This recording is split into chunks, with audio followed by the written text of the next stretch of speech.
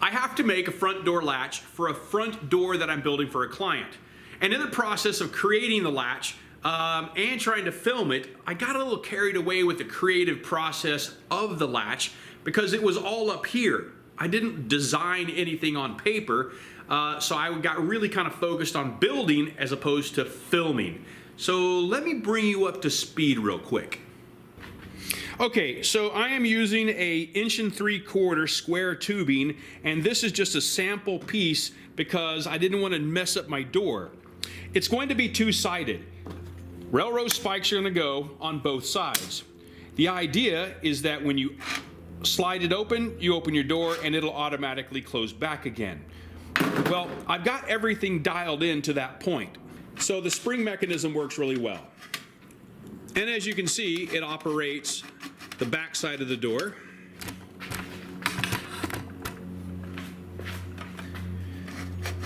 And the front side of the door.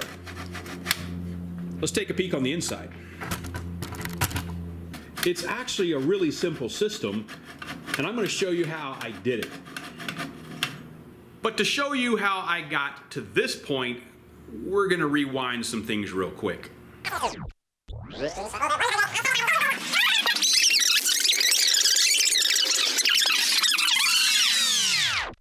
Okay, so let's talk about the components. Don't mind this piece of square steel here. Again, this represents the frame of the door.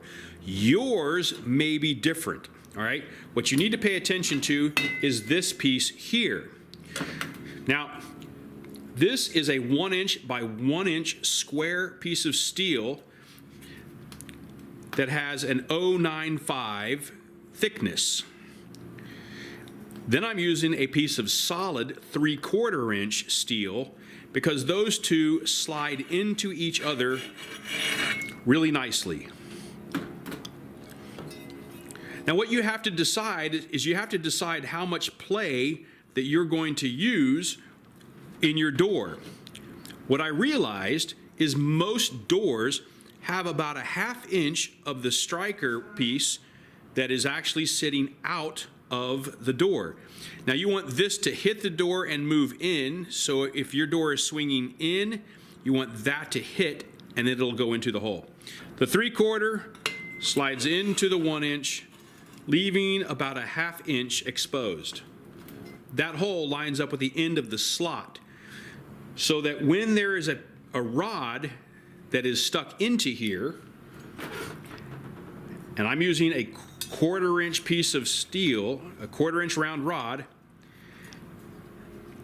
that will stop right there. And as you can see, that allows me my 1/2 inch. Now because I want this spring loaded, I'll take a spring that I picked up at Ace Hardware, and then I take a 1" by 1" piece of angle, and I drill and tap a set screw into place, so that will actually hold the spring where it needs to go. And that gives us our spring load. Now the fun part. We'll put that off to the side. You can decide what you want to be your front and your back. Now for right now, I'm using a 1" by 1/8" flat plate that I have welded some 1/4" round stock into that flat plate. And to make sure that that doesn't fall out, I drilled some holes and then have put a small 2" plate so this will allow it to slide inside the slot that I've created in the larger plate. Now when I'm ready, I'll finish welding those. I'll grind these off and just leave the threaded portion back here so that this all becomes flat. And then that gets welded on in place. But let's say that this is your front. You want to do the exact same thing for your back. Back door, front door. But as opposed to using 1/4" rod, you're going to use 3/8 tubing. 1/4-inch rod slides into the 3/8 tubing rather nicely. And it's the same situation here, where I've just tack welded these tubes into place. I've put some bolts into place to hold the keeper. Now I'll change these nuts out for nylocks. That way there's no risk of them coming off. So when you put this together,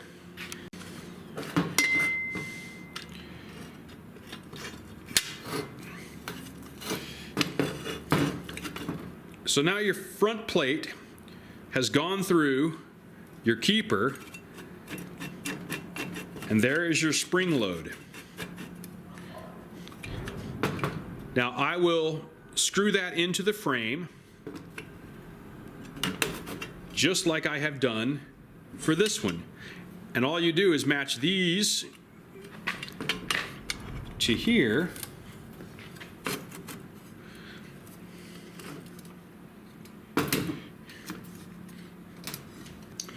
And now you have a front door latch. So now we're going to pick this up by putting this into the actual door and finishing up the latch. Okay, so I want to take a moment to thank Skillshare for sponsoring this video. If you haven't heard of Skillshare, it is an online learning community.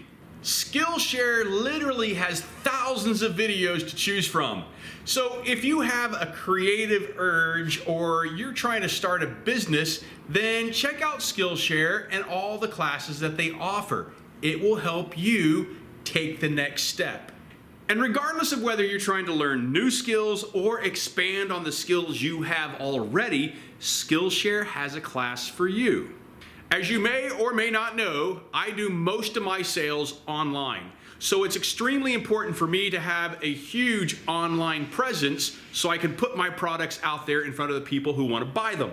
And while I have been selling online for a while, it's always nice to get a fresh perspective. This is why I just finished watching E-Commerce Essentials: How to Start a Successful E-Commerce Business by Tracy Wallace. So if you're considering doing any type of business, you must think about taking it online, and Skillshare has a class to show you how to do that. And here's the really cool part. Your classes are ad-free. That means you have no disruption while you're taking your class. And it's less than $10 a month for an annual subscription. And get this, because you're watching this video, the first 1,000 people to click the link down in the description will get a free trial to premium Skillshare membership. So what are you waiting for? Take the next step, start a business, be creative, get out there and be successful. Let's get back to the project.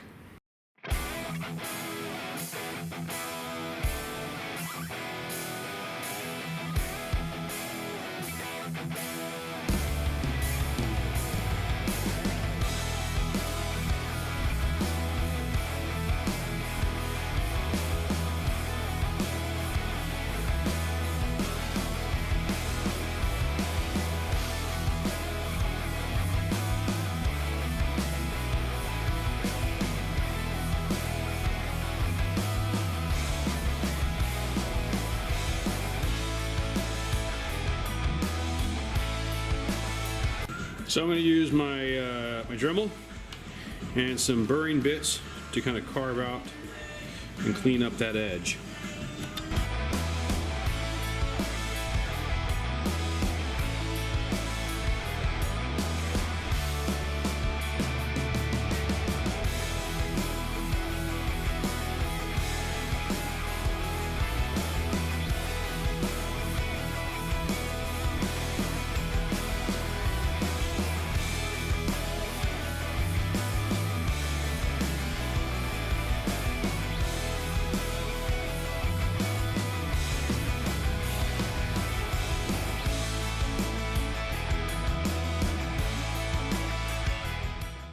Okay, so we have got the latch into the door and everything's clamped into place.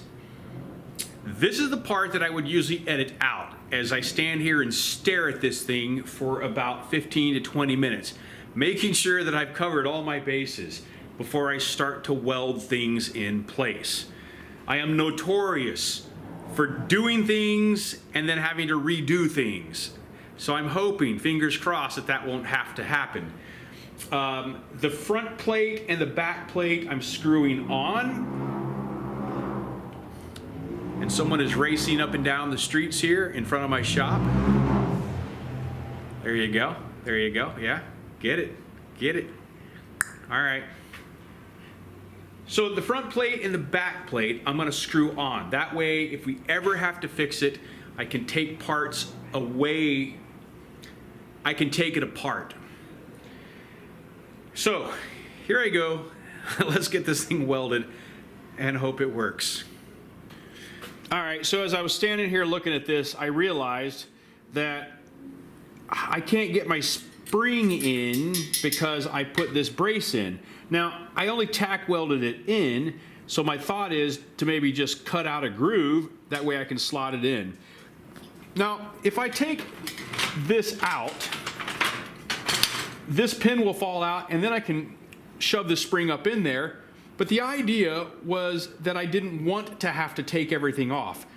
I wanted to be able to leave everything in and just take out the stopper, which is here, and pull the spring out if I ever had to change the spring. So I knew that there would be something that I would forget. The other thing that I kind of like overlooked was the fact that when I put this stopper in, I put it in the top. I was looking down on the sample piece. Well, now it's not super easy to get an Allen key in here if I want to change things out. So I need to change and put it there. All right, so back on track. Now, see if I can get that pushed down into there. All right, let's get this a little bit more. There we go.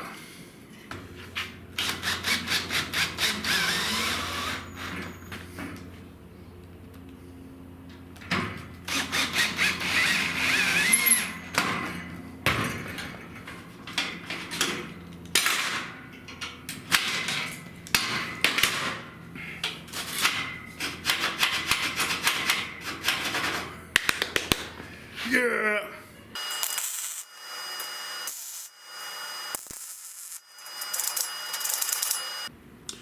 Because the door is rusty, I went ahead and rusted the back plates for the handles, and I'm just going to clear coat those and it'll be ready to go together.